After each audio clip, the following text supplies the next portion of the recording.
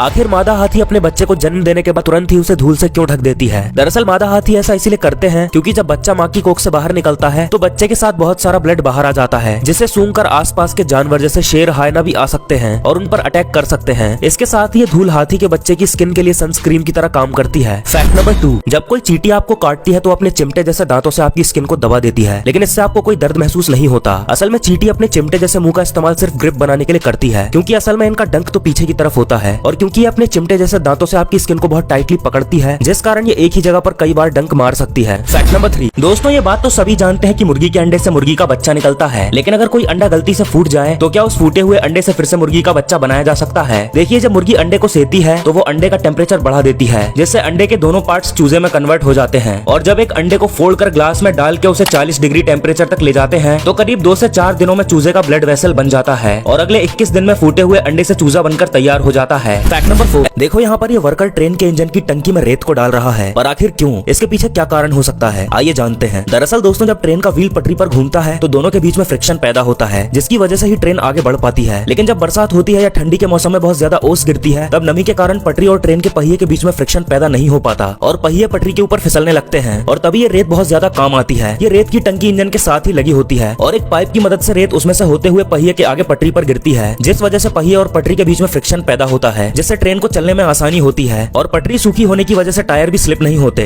Fact number 5, horseshoe crab नाम के केकड़े का खून पूरी दुनिया में सबसे महंगा होता है, जिसकी कीमत $60,000 पर गैलन है।